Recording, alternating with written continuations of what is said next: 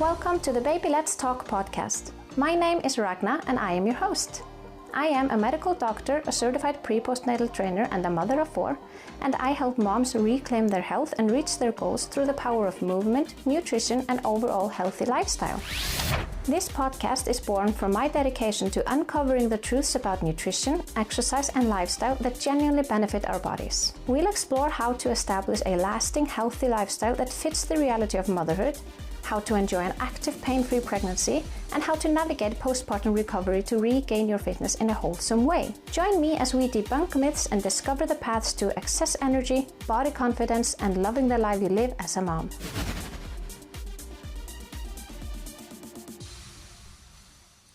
Welcome to the very first episode of the Baby Let's Talk podcast. I will start this podcast off with a foundational series of episodes that will kind of establish the base of knowledge upon which all my future episodes will then build.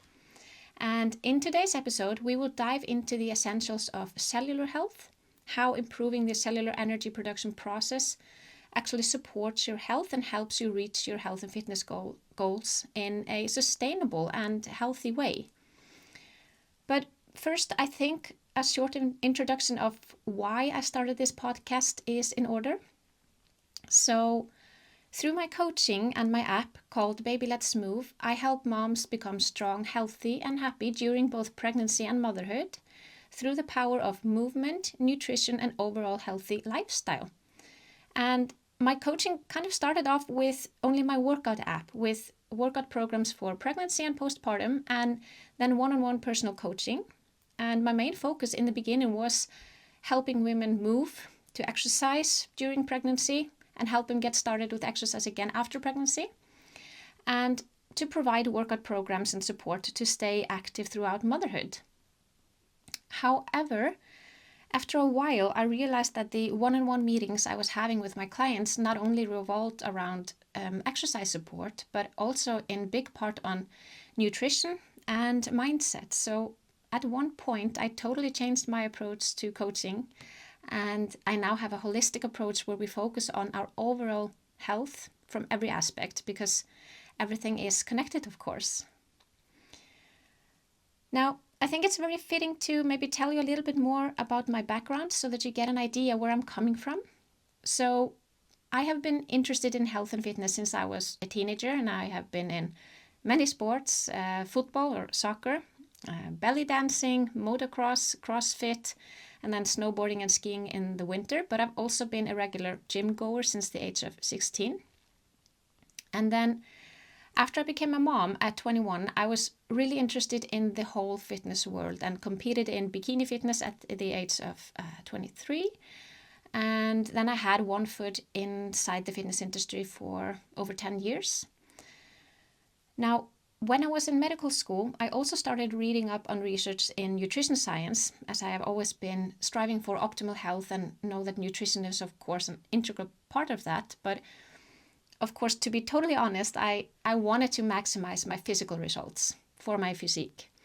And I can tell you that I have tried almost everything when it comes to diet. I have been a vegetarian, ovo-lacto-vegetarian, vegan, raw vegan, pescatarian, tried paleo, low carb, keto, low fat, high carb, carb cycling, no dairy products, no gluten, tried endless variations of calorie restriction, the macro diet, so-called, many variations of how to utilize the proportions of the macronutrients, intermittent fasting for years, fasting cycles, tried endless supplements for this and that, and the list kind of goes on and on. This is just something that I've got on the top of my head.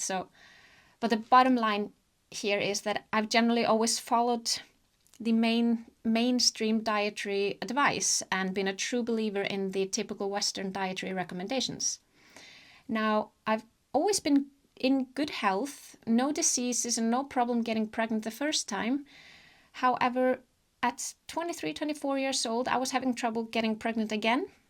When we were trying for the second time, and I got a PCOS diagnosis. But soon after, I became pregnant with my second born, and then when he was 3 years old, we wanted to try again for a third child, but that turned out to be extremely difficult. And long story short, we tried for 2.5 years, I think, or 3. I was struggling with hormone imbalances and my PCOS. I tried medication to help improve my situation. I was on metformin for a while and then started on letrozole or Femara to help stimulate ovulation. And then at one point it actually worked.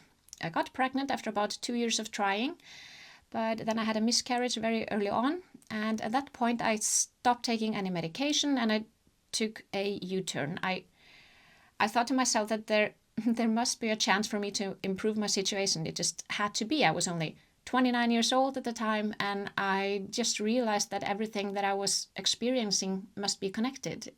It wasn't normal for a person like me to be so out of energy all the time and dealing with so much, like digestive issues, like constipation and bloating most of the time. And then in between, I had time periods with being on the other end digestively. And then mood swings, troubles concentrating, fatigue. I was extremely tired all the time. Infertility, fluctuations in body weight, and we're talking 10 kilograms up and down between months. And for me, I've never been overweight, so 10 kilograms up and down, that's been 1/5 to 1/6 of my body weight. So it's a lot of ups and downs in body weight, and then hair loss, trouble sleeping despite always being tired, and then so much more. I had just recently moved to another country with my whole family. At the time we were myself, my husband and 2 sons. And I'd started a new job. And at the beginning I honestly just thought that my symptoms were related to this big life change and the stress that brings. But these symptoms are all actually symptoms of what I've learned, a low energy state. These are low energy symptoms. And I had heard of this before, but it wasn't until I became familiar with the bioenergetic view of health that things became a lot more clear to me. So after my miscarriage, I started studying the bioenergetic view in much more detail. I improved my diet and my overall lifestyle, and in just a matter of 3 months, I finally got pregnant with no medication. And for those who are interested here, we will talk in much more detail about this topic in future episodes. That is about nutrition, lifestyle, and fertility, which is a very, very big problem in today's society. That is infertility, where about 1 in 7 couples are experiencing fertility problems. And it's not only on the females. Just take note. So it wasn't actually until I really dived into how nutrition affects our cellular function, the function of the cells in our body, that my diet started working in my favor. I became fertile again. I had my 3rd child. And then actually, very surprisingly, I became pregnant again at the first ovulation after I had my 3rd child, excuse me. So now we have actually been blessed with 4 children. And on top of this, my digestion finally got better. My physical form improved drastically, so much so that I was in better shape, physical shape. I looked better and I felt better within 12 months after having my 4th child than I was when I was 19 and didn't have any kids. I am never bloated anymore, like I always was. I have always struggled with being bloated my whole life and constipation. I manage stressful situations a lot better. My mindset is changed. I rarely experience anxiety anymore or have a depressed mood. My hair is stronger and longer than ever. My skin is glowing. I have no acne anymore. And I could go on and on about how different my body actually is now compared to how it was in my 20s. And it all comes down to how I fuel my body, basically. My diet, my food. And this is what I want to share here as well, because navigating the world of health information can be so confusing and at times very difficult to understand. So I will try my best here to make it easily understandable and applicable so that you can make informed choices based on scientific evidence. Now, in this first episode, we will dive into how our body operates on the most basic level and the bioenergetic view of health. This completely transformed the way I view nutrition and exercise and overall lifestyle. So I'm just telling you, really, if you dive in, this can be life-changing for you. It was for me and it can for you. So let's begin. Firstly, our body is made up of trillions of cells. Cells are the basic building blocks of all living organisms, including humans. And each cell is like a tiny factory performing specific functions that are necessary for our body's survival. And each cell is enclosed by a membrane and contains important components that handle tasks like energy production, waste removal, and communication with other cells. Now, the human body contains trillions of cells, which are categorized into over 200 different types depending on their function. And these include muscle cells for movement, nerve cells for transmitting signals, blood cells for transport of nutrients and oxygen, and epithelial cells for that line organs and structures and so forth. And cells, they specialize to perform unique functions, to perform unique tasks. And this is a process known as differentiation. So specialized cells then group together to form tissues, such as muscle cells group together to form muscle tissue, nerve cells form nervous tissue, epithelial cells form epithelial tissue, and so forth. And tissues are groups of similar cells that work together to perform a specific function, and different types of tissues then combine to form organs like the heart, liver, and brain, each with a specialized set of functions that are necessary for our bodies to survive. Organs then work together to form organ systems, such as the circulatory system, respiratory system, digestive system, etc. And these systems collaborate to maintain the internal environment of the body, a condition known as homeostasis or balance. Now, cells, the basic building blocks, they communicate with each other through signals such as hormones and neurotransmitters.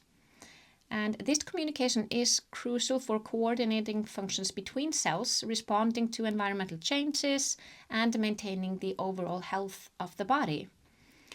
Now, cells do have a life cycle. They are created via cell division, and then they perform their functions, and then they eventually die through a process called apoptosis. And this cycle is essential for growth and for healing and maintaining healthy tissues. So in order to function and to stay alive, our cells need to produce energy so that they can perform their tasks. And in order to produce energy, the cells need fuel. And our cells need to burn some kind of fuel so that they can produce energy in order to function, do all the things the cell is supposed to do, and to keep us alive, essentially. So just like we need wood to burn in our fireplace to heat up our house, although not many heat up their houses that way anymore, but you get the gist. If you live in Norway or somewhere in Scandinavia, you might. Now, the bioenergetic view of health is a perspective that emphasizes the importance of cellular energy production and energy management in our overall health. So basically, we focus on how the cells in our body produce and use energy. And if our cells can generate energy efficiently, then our body functions well, we are healthy and feel good.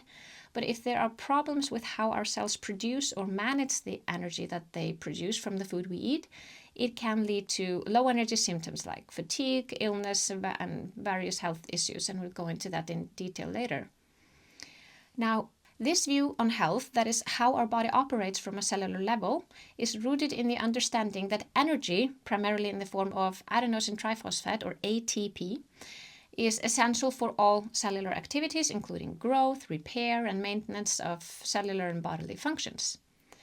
Now, nutrients from our food, our cells' fuel, are converted into usable energy in the mitochondria of each cell. So the mitochondria are the powerhouses of the cell's energy-producing factories, or the cell's engine, or the cell's fireplace, however you want to think about it. And this function of the mitochondria, that is the production of energy, is so important that it can take up to 25% of the volume of the cell, actually. And each cell contains everything from 1,000 to 2,500 mitochondria. Now, most of our cells can use both glucose from carbohydrates and fatty acids from fat as fuel for energy production. But some cells, such as the neural cells, the cells in our brain and nervous system, can only use glucose. also ketones though, but we will get into that in a later episode. So the way the mitochondria produce energy, or ATP, is a complex process that contains many steps, but I will explain it as simple as possible here, while still getting into the most important factors. And then for those who are interested, we will go into much more detail about this in this process in future episodes. But first, before I do that, I just want to explain shortly why I will get so technical and dive so deep into this right here. And the reason is that when we understand the foundation of things, and especially if we know it in detail, we are much more likely to, number one, be motivated to make changes to our lifestyle if we need, and number two, to maintain healthy habits. At least for me, I need to know the details to be able to follow through. Okay, so here's a simplified yet detailed version of the energy production process. And if you're watching this on YouTube, you can look at the picture that I have of this process that I will explain here. But for those who are only listening, I will explain it as well as I can so that you can picture these processes in your head to better understand. So when a cell uses either glucose or fatty acids as fuel for energy production, we often talk about glucose oxidation or fatty acid oxidation, or that we are burning glucose or fatty acids. Now, the energy production process itself is also called cellular respiration, and this is a process where biological fuels are oxidized or burned in order to produce adenosine triphosphate, or ATP, which contains usable energy. Now, this process ultimately contains three main steps, and for glucose oxidation, that is when a cell uses glucose to produce energy, these steps are, number one, glycolysis, the breakdown of glucose, which happens inside the cell. And number two, the Krebs cycle, or citric acid cycle, which is a process that happens inside the mitochondria. And then number three, the electron transport chain, or oxidative phosphorylation, which is the last step of the process and happens at the mitochondrial membrane, the inner mitochondrial membrane. So in step one, glycolysis, glucose that the cell has absorbed from the bloodstream is broken down into smaller molecules called pyruvate. And in this process, a small amount of ATP is produced. Then in step two, pyruvate goes into the mitochondria and the cell's energy producing factory, or the cell's engine. And pyruvate is there converted into acetyl-CoA, which enters the Krebs cycle, producing more energy carriers here. Now, and then lastly in step three, that is the electron transport chain, which is in or at the inner mitochondrial membrane.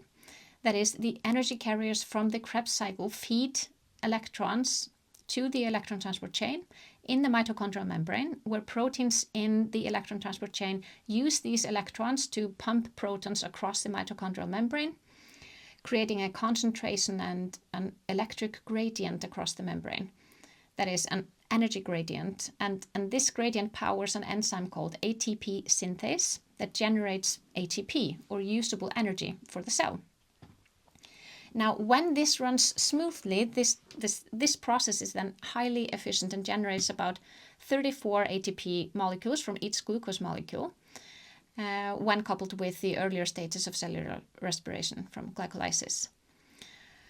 Now, for fatty acid oxidation, that is when a cell uses fatty acids to produce energy, only the first step is different in this process. The last two steps are the same. So in fatty acid oxidation, step one is beta oxidation. That is, fatty acids enter the mitochondria and are there broken down into the mitochondria, into smaller units called acetyl-CoA. And in this process, other energy carriers are also produced. And then the rest of the processes are the same as for glucose oxidation. That is, in step two, acetyl-CoA enters the Krebs cycle, generating more energy carriers. And then lastly, step three, these energy carriers power the electron transport chain in the mitochondrial membrane, leading to the production of a large amount of ATP. Now, in both processes, the chemical energy from glucose and fatty acids is ultimately converted into ATP, or usable energy, which is the primary energy currency of our cells. And this ATP is then used to fuel various cellular activities and functions. Now, ideally, when the body is in good health and gets enough of its preferred fuel, glucose, the cells mainly use glucose to produce energy. They prefer glucose as fuel because glucose oxidation is more efficient than fatty acid oxidation, even though more ATP is actually produced through fatty acid oxidation because fat contains more chemical energy than carbohydrates. But the process of glucose oxidation is, you could say, cleaner. Now, one thing I want to make clear, you will hear me use the word efficient or efficiency a lot in regards to energy production. So I just want to clarify exactly what this word means. So efficiency refers to the ability to accomplish something with the least waste of time, with the least waste of materials and effort. And in the context of cellular energy production, glucose oxidation is generally considered more efficient than fatty acid oxidation, particularly in terms of oxygen use and the speed at which ATP is generated. Now, another factor that affects the efficiency of glucose and fatty acid oxidation is the amount of waste products that are produced in the energy production process. For example, in both glucose oxidation and fatty acid oxidation, reactive oxygen species, or ROS, are also produced in the process, but the metabolism of fatty acids is associated with a higher ROS production compared to glucose metabolism. That is, the extent of ROS production is typically higher in fatty acid metabolism due to a greater electron flow through the electron transport chain and higher mitochondrial membrane potentials. That is, more ROS are produced when the cells use fatty acids as fuel for energy production. Now, I will talk about how and why that is in a separate episode later when we go into more details about that. But basically, ROS are a natural byproducts of cellular metabolism, and they play roles in cell signaling and the overall homeostasis. But high amounts of ROS can cause oxidative stress. That is, too much ROS, or reactive oxygen species, is bad for the cell. It causes oxidative stress, leading to damage to proteins, to lipids and DNA within the cell and in the mitochondria in the cell. And this oxidative stress is implicated in various diseases such as cardiovascular disease, neurodegeneration, cancer, and so forth. And also in processes such as aging. Now, our body is smart and has an antioxidant system in place to neutralize reactive oxygen species, including specific enzymes, but it's when there's an imbalance between ROS production and the antioxidant defenses that we have that we start to get problems. Now, a very important factor affecting the ROS production is the choice of energy source, the fuel that comes in, that is used for the energy production process. That is, the balance of macronutrient metabolism is a very important factor in managing the ROS levels in the body's cells. So when we eat a diet that is high in fat and low in carbs, for example, then the body adjusts its use of fuel and prioritizes glucose from the carbohydrates for the most important tissues like the brain, and uses fatty acids from fat as fuel in other tissues like the muscles, for example. So if our body is constantly using fatty acids for the most part of its in tissues that are able to burn fatty acids, then we get more reactive oxygen species production than is ideal. We can think of it like this, that when a cell uses glucose as fuel, when it burns glucose, it produces some smoke, white smoke, and then the smoke here is the reactive oxygen species. But when a cell uses fatty acids as fuel, when it burns fatty acids, we get a lot more smoke, a dark cloud of smoke, and this smoke is damaging to the surroundings inside the cell and to the mitochondria. Now, don't get me wrong, I'm not saying that we should never be using fatty acids as fuel, not at all. Some people take this so literally that they start avoiding fats in the diet altogether and go on this extremely low-fat diets. Also because some may think that they're cracking the system by boycotting dietary fats, thinking that their body will then take from the stores faster the body fat, as there's little to nothing coming in with the diet, but that's actually not exactly the case.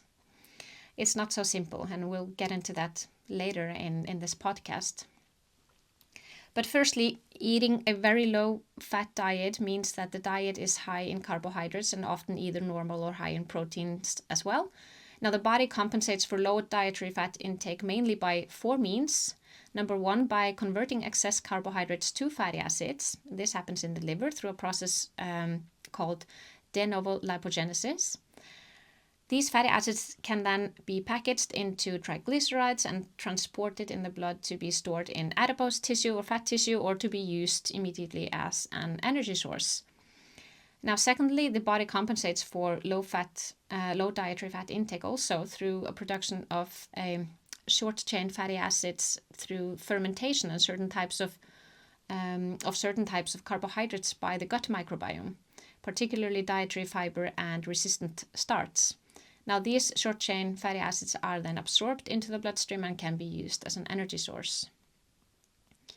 Thirdly, fatty acids from the body stores, the body fat, can be mobilized and released as free fatty acids into the bloodstream to be used as fuel when dietary fat intake is low. And this mobilization happens under the influence of the stress hormones like glucagon and cortisol. And lastly, when people are on a very low-fat diet for an extended period of time, the body carefully recycles fatty acids from damaged cells, for example, to be reused in new cell membranes and so forth. So it's not ideal to have very low dietary fats, and while it may provide an initial boost or a kickstart to your weight loss journey, like everything regarding our body, the body adapts to this new norm. And in the case of high-carb, low-fat diets, it quickly increases conversions of excess carbohydrates to fatty acids to be stored in the body, in fat tissue, to make sure that it doesn't run out of this vital fuel or energy source. Now, like I said, we need to use fatty acids as an energy source under certain circumstances. For example, in a fasted state, that is, after several hours without food, such as during the night or in between meals, insulin levels drop as blood glucose levels come down. And lower levels of insulin together with higher levels of the hormone glucagon, which increases when blood glucose levels lowers. That is, lower insulin levels and higher glucagon levels together signal the adipose tissue or fat tissue to release fatty acids into the bloodstream, which the liver and muscles use to produce energy via beta oxidation, like we talked about earlier. But another way fatty acids contribute to energy sources is through the production of ketone bodies, that is, under prolonged fasting conditions or carbohydrate restriction for that matter. The liver converts fatty acids into ketone bodies, which are then used as an alternative energy source for the brain, muscles, and other tissues.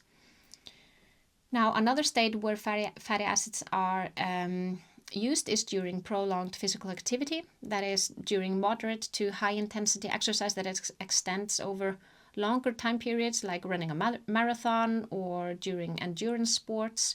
The body transitions from using glucose from glycogen, our glucose stores, to relying more on fatty acids to sustain the energy needs. And then, also regarding muscle recovery, fatty acids are an important energy source after high intensity exercise, while glycogen stores are then being replenished. And then, last but not least, fatty acids are also used steadily in a resting state, that is, in the absence of intense physical activity, especially during resting or low intensity activities like walking. Our muscles, along with other tissues, often use fatty acids as fuel because at low intensity activities or at rest, the rate of energy consumption is slower, which allows for the gradual breakdown of fatty acids. And this right here helps maintain the body's energy balance and efficiently utilizes stored fat.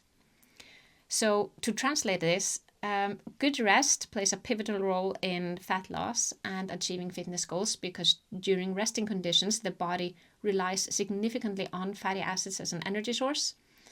So when we rest or engage in a low intensity activities, such as walking or gentle stretching or gentle yoga, our muscles primarily use fatty acids rather than glucose due to the slower rate of energy consumption.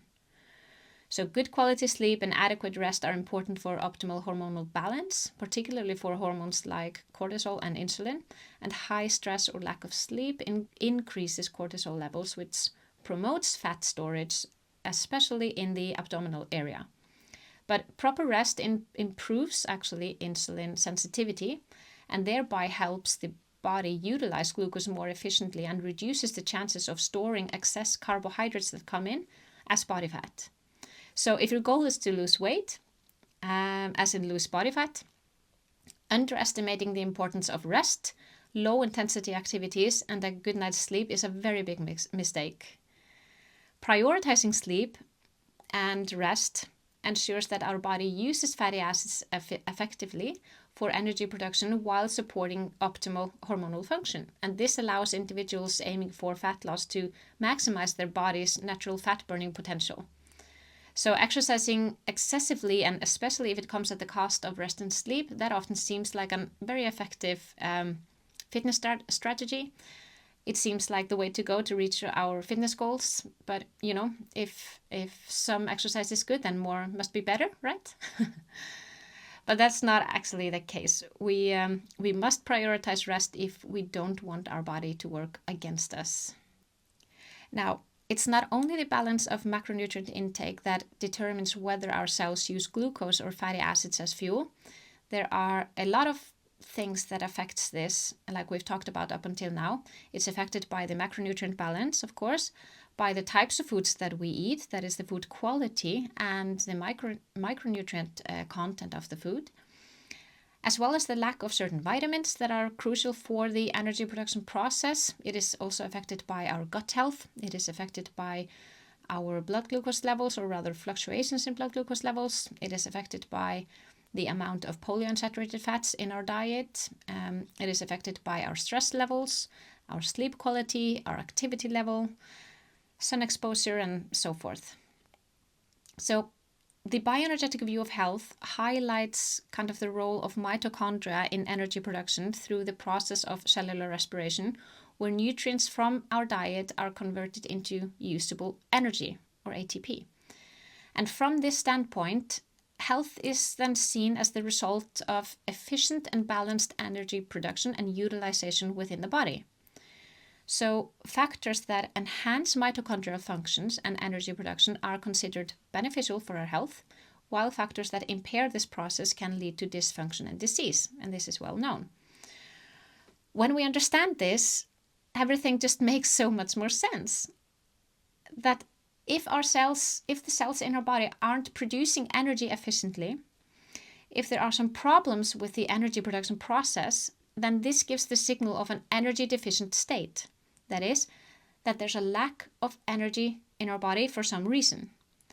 And what happens then is that our body upregulates stress hormones in order to adapt to this situation and to partition the fuel it does have and save the most important fuel for the most important tissues, like the brain. Because as we remember, the brain cannot use fatty acids as fuel, they can only use glucose and ketones, but we'll get to that later.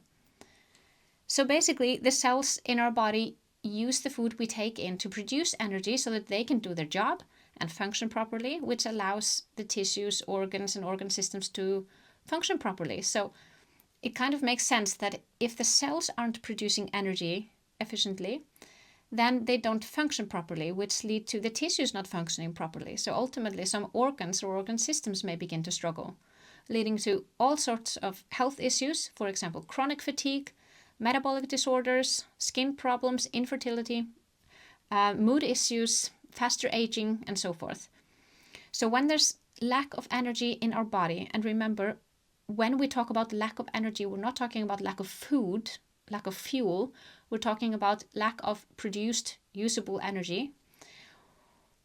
When it's like this, we can get all sorts of health issues. We can have lack of energy while still having excess fuel. If our cell's ability to produce energy from all the fuel it has, if this ability is reduced or damaged, then we have an energy deficient state, despite having excess fuel available. Now again, when we talk about energy, we are talking about cellular energy, not the food or the fuel itself. So it's not necessarily lack of fuel, it's lack of produced energy that is produced from the fuel. And from a bioenergetic standpoint, it's not only the food we take in that influences cellular energy production. Our whole environment plays a critical role in influencing energy production and cellular health. So it's everything from the physical and chemical environment to lifestyle factors such as diet, exercise, sleep, stress management, sun exposure, toxins in our environment, vitamin deficiencies, and so forth. So a diet that is rich in nutrients that support mitochondrial function, regular physical activity that stimulates energy demand and mitochondrial biogenesis, adequate sleep for recovery, and effective stress management techniques, these are all crucial for maintaining optimal bioenergetic health. So just to explain this a little better, on one hand, we have the energy supply by our body, and then we have the energy demand. So the energy supply is dependent on actually how much energy our cells are able to produce from the food we eat and how effectively they do that. And then there are many factors that can affect this process, like I just mentioned, and therefore affect the energy supply. And then we have the energy demand, which is dependent on what our cells use this energy for. Everything from just basic functions such as our heart beating, our nervous system functioning, thinking, the digestive system doing its job, and so forth, to other than larger functions like movement, exercise, cognitive work, and so on. So all of these functions require energy. All of our bodily functions need energy to operate. So that's the energy demand. So ultimately, from the bioenergetic view or bioenergetic standpoint, we want our energy supply to be greater than our demand. This does not mean that we want more calories in our body than we use. That's not the case. We'll go into that later. We want to have excess usable energy for our body, because if the energy demand by the body is greater than the energy supply, then our body needs to start choosing which functions to prioritize and which to downregulate. Now, when we talk about having excess energy, that does not mean having excess body fat. That's not what that means. Excess body fat is excess fuel. We can think about it like that. It has not yet been converted into energy, usable energy. Now, that way of thinking, that if you have excess body fat, then you have excess energy. This is kind of the idea with the calories in, calories out model, which you've probably heard before and probably worked on. That in this model, that if you take in more calories than you use, then you will have excess energy, quote unquote, in terms of body fat. So if you then want less body fat, you simply need to have less energy, quote unquote, coming in than you are using. And we'll talk about this a bit now. So just to make one thing clear regarding energy, or more specifically the word energy, food itself is not energy, nor are the macronutrients in food. In relation to energy, we either refer to food or the macronutrient compounds of food as fuel or as a source of energy. But food itself is not energy already. It is not a directly usable form of energy. We need to convert it into usable energy. Our body absorbs the nutrients from the food and uses them as fuel to produce usable energy. And that is done at the cellular level, like we've gone over. So the nutrients from the food, like glucose from carbohydrates and fatty acids from fat, are used by our cells to produce energy, or ATP, energy that the cells in our body can use in order to do their tasks and function. And then we also have amino acids from protein, which are mainly used for structural purposes. Protein is rarely used as an energy source unless under certain circumstances like starvation or very low carb diets and so forth. Now, again, in terms of excess body fat, that is not excess energy. That is more like excess fuel storage or excess sources of energy that our body has not yet used to produce energy. But what we are talking about here is that we want to have excess energy for our body to function better, not necessarily excess fuel available. So we want to be in an energy abundant state and not the opposite. That is where the energy demand is greater than the energy supply, which is an energy deficient state, which is a stress hormone driven state, a state of survival. a state of starvation, a fuel and energy conservation state.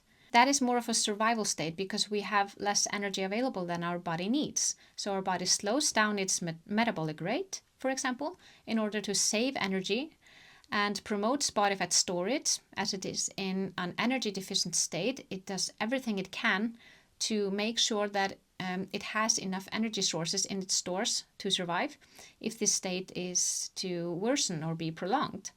And this is a very important adaptive mechanism that the body uses and relies on in order to survive. That is, when the energy demand is greater than the supply, our body is quick to adjust and switch on the release of the stress hormones, primarily glucagon, adrenaline, and then cortisol. And this is all related to also blood sugar regulation or blood glucose regulation, the blood glucose balance in our body. And we'll get into this in more detail in the following foundational episodes. But we can think of it like the house we need to keep warm by burning wood in the fireplace. When we don't have enough wood to burn, for example, if we don't get enough wood in each day and or if portions of the wood that we do get in each day are not usable because of various factors, then we start saving up the wood that we do have. We keep a smaller fire to not use up our wood too quickly. We close all our windows, and we may even start to break down some less important parts of our house to use as fuel, like furniture and maybe some parts of less important walls. And then we may also close the doors into specific rooms to keep them closed, in order to not use up too much energy heating up all the rooms that are less important than the main living room area. And this is just like what happens with our body when we are in an energy deficient state for a prolonged period of time. Our body then saves up as much fuel as it can in its stores. So this is a pro-body fat storing state. It partitions the best fuel it has to the most important tissues like the brain. It slows down the basal metabolic rate or the BMR in order to not use up all the available energy too quickly. That is, it keeps a smaller fire. It starts breaking down protein from muscles and other tissues in order to use the amino acids from the protein to produce glucose from them. And the body also closes off specific bodily functions like the reproductive system. And the body does this quite quickly. It is really quick in shutting down the reproductive system in women and also in men, for that matter. This also affects the sperm production in men. But regarding women, when a woman, for example, is in an energy deficient state, her body immediately senses that this is not a healthy environment for a fetus to grow. There is not enough available energy in the body, so then the body is absolutely not equipped to grow another human being. There's no extra usable energy available for optimal bodily functions even, so the body does not prioritize ovulation because it does not want to get pregnant. The body isn't a healthy environment for a fetus to grow in. And remember, an energy deficient state does not necessarily mean someone who eats too little food or too few calories. An overweight person who eats a lot of calories each day can actually very well be in an energy deficient state because his or her body may have an inefficient energy production process. So it's therefore not able to convert all the macronutrients that come in with the food to usable energy. So a large portion of it simply just goes to storage in body fat instead of being used to produce energy. And this is essentially what's so wrong with the calories in, calories out model. This model is extremely flawed. Everyone knows this model. If you want to lose weight, for example, that is lose body fat, you simply need to eat less and exercise more, right? It's just pure math. If you use more calories than you get in, then eventually you're supposed to lose body fat. Now, this might happen in the beginning of a calorie restriction. You calculate your BMR, your basal metabolic rate, and you then take into account your activity level, and then you figure out that your daily usage of calories is maybe 1,700 calories. So you decide to either eat 1,700 calories per day and then increase your exercise level so that you use maybe 500 calories more per day than you eat, ending up at a 500 calorie deficit. Or you decide to continue the same activity level you have and then eat 1,500 calories or 1,400 calories or something to be in a calorie deficit. Or you may even do both. You're going to be so effective and get in shape so quickly that you're just you go down to 1500 calories and you increase your activity level, exercising even more and harder than before. But you see, what happens here is, firstly, the body adapts to this new norm in ways that I just described earlier by slowing down the metabolism, using alternative sources for energy production, reduces the activity of certain functions and organ systems, and conserves as much fuel as it can. So it's a pro-body fat storage state, probably the opposite of what you're trying to do. So interestingly, even though our body uses more fatty acids from fat for the energy production process when we are in this state, that is, it burns more fat, which is almost what almost everyone wants to reduce their body fat. When the body is in this state, it also stores more fat. That is, the body also puts more fat into storage.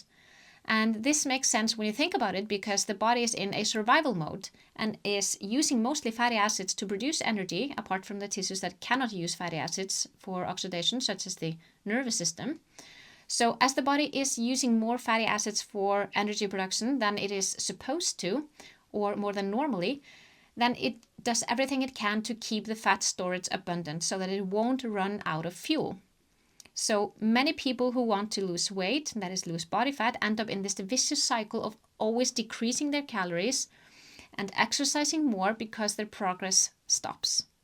They don't reach their weight loss goals, for example. They don't get in shape. They get some progress initially, lose some body fat, and then nothing happens anymore. So they have to go lower on calories and or higher and higher on intense exercise, which only worsens the problem, actually, making you more and more energy deficient. Now, regarding overweight and obesity, that is having too much of excess fat stored in the body, excess body fat, many individuals who are overweight or obese are actually in an energy deficient state.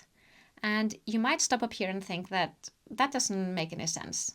But from the bioenergetic view, it actually makes a lot of sense. So the paradox, quote unquote, it's actually not a paradox when we understand the basis of how our body operates. But anyway, the paradox, quote unquote, of being overweight and energy deficient can be explained by understanding how the body processes and utilizes energy, as well as how it stores and accesses fat. So firstly, the cellular energy production is inefficient because of a mitochondrial dysfunction. Overweight and obese individuals often suffer from mitochondrial dysfunction. That is, there is some dysfunction in the energy production process in the mitochondria. Remember, the cell's energy producing factories, or the cell's engine, or the cell's fireplace. And when the mitochondria do not function properly, as is often seen in obesity due to several factors such as chronic inflammation, high levels of circulating fatty acids, change in the mitochondrial and cell membranes and so forth, the efficiency of converting food into usable energy decreases.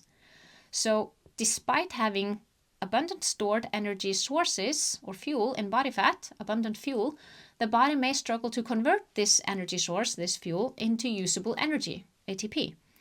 So the body just puts more and more fuel into storage because it cannot use it. It has trouble using it. Now, another thing that affects the energy production process in overweight and obese individuals is how the cells in their body respond to the hormone insulin. That is, many overweight and obese individuals develop insulin resistance, which is a condition where cells in, for example, the muscles, fat, and liver don't respond well to insulin anymore, and can therefore not take up glucose as easily from the blood. Now, we will get into this in much more detail in the upcoming episodes when we talk about insulin resistance and blood glucose, but we need to make it absolutely clear that insulin itself is not the cause of the problem here, like it is often portrayed as.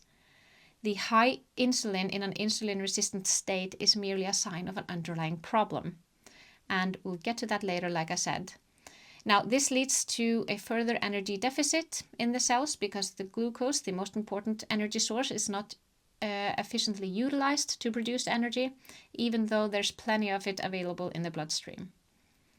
Now, thirdly, in overweight and obesity, the hormonal imbalances can lead to difficulties in effectively mobilizing and utilizing fat from the fat stores. For example, because of the high insulin levels, which are common in obesity, this inhibits breakdown of fats in adipose tissue, as insulin is an anabolic hormone, that is a hormone that drives the building up aspect of metabolism. So basically, metabolism has two aspects: anabolism, the building up aspect, and then catabolism, or the breaking down aspect of metabolism. Now, the catabolic state, the breaking down state, is promoted by the stress hormones, mainly glucagon, adrenaline, and cortisol, in order to maintain blood glucose levels to provide the tissues with sufficient energy sources. And the anabolic state, the building up state, is promoted mainly by the hormone insulin. Now, this means that even though there are large reserves of fat in the body cannot access them effectively to use the fatty acids for energy production, because the high insulin levels promote the building up, not the breaking down of tissues.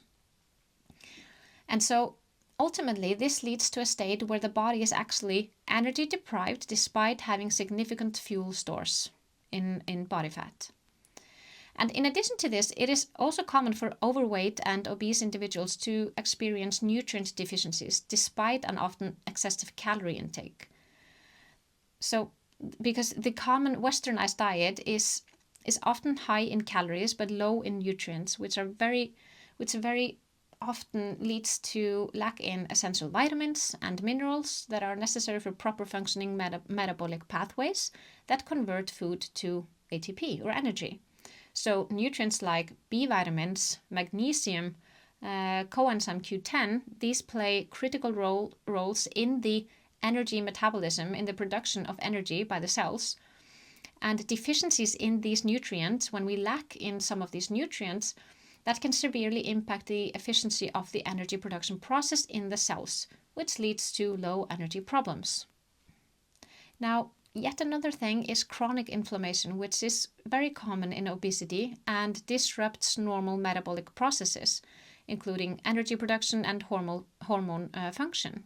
That is, this systematic inflammation not only damages tissues but also leads to alterations in energy metabolism, which contributes to a further energy deficient state.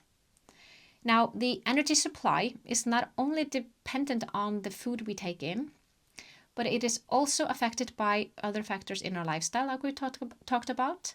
That is, there are other factors in our life that take from our energy supply, such as stress, lack of sleep, toxins that the body needs to fight against, and so forth.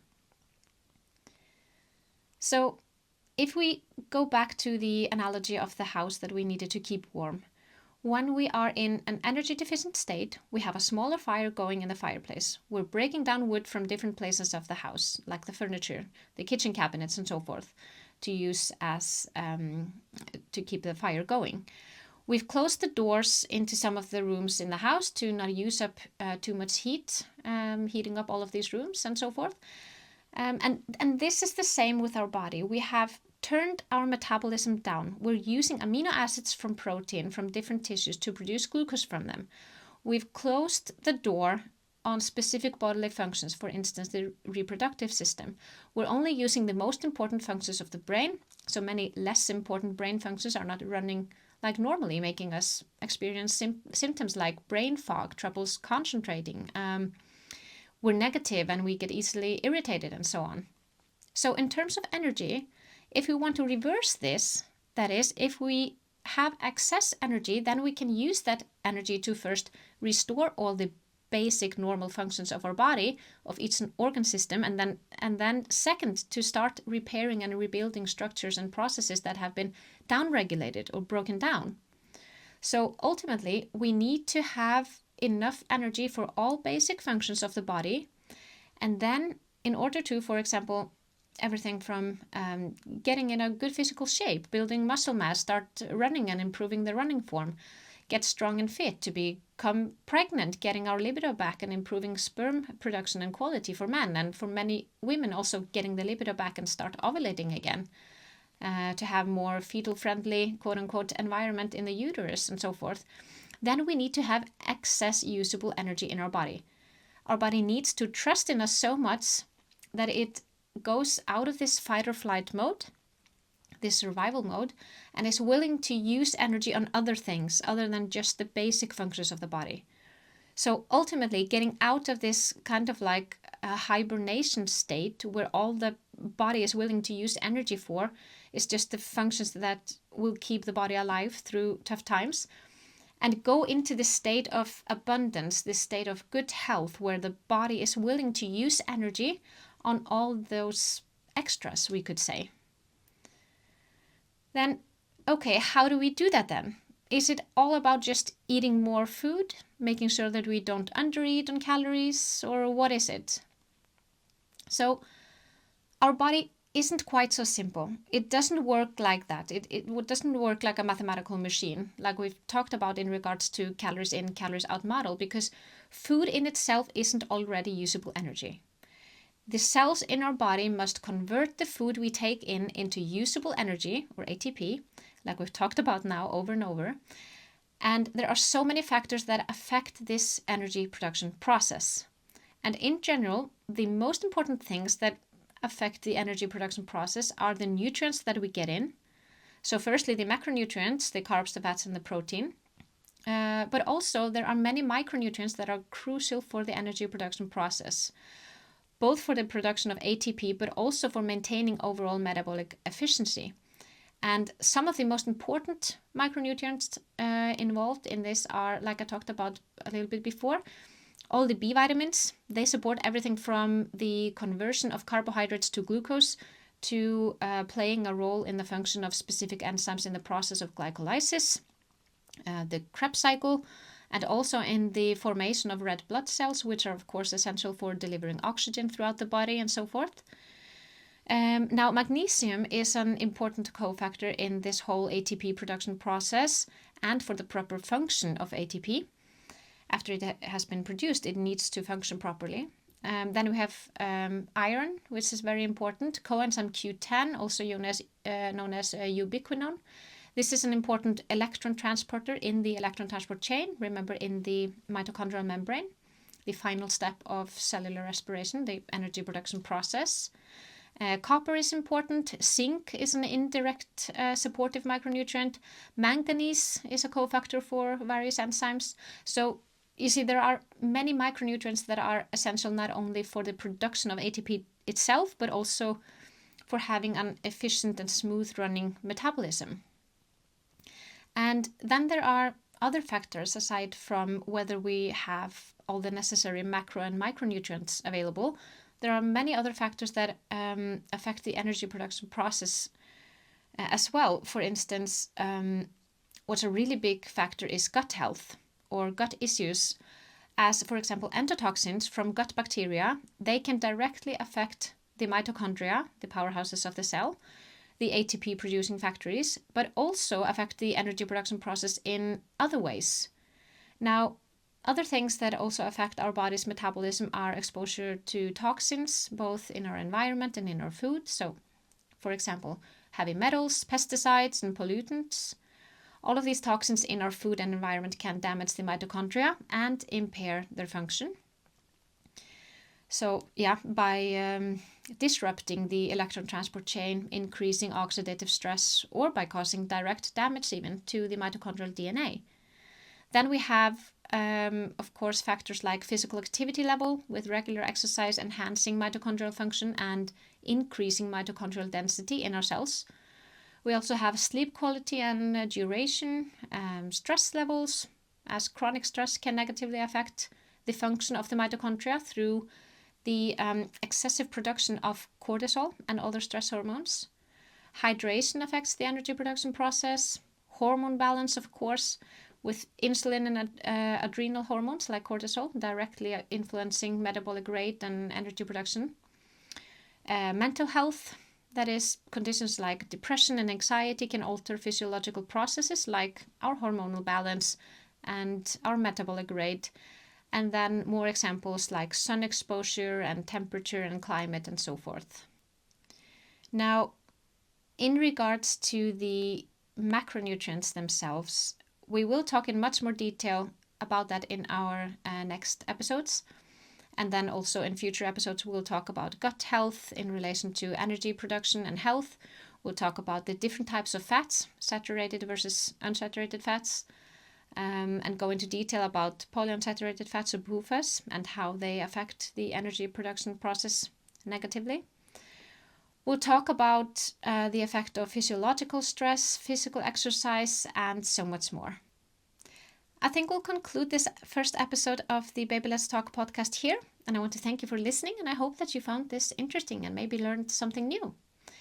In the next episode, we will continue getting into detail about the fundamentals of how our body functions on the most basic level and how we can optimize our health by improving our energy balance. To get our energy back, to get rid of any low energy symptoms like chronic fatigue, brain fog, weight gain, weight retention, digestive issues, mood imbalances, muscle weakness, frequent infections, sleep disturbances, and so forth. So I hope you join me on this journey as we debunk myths and discover the paths to excess energy, body confidence, and loving the life you live as a mom.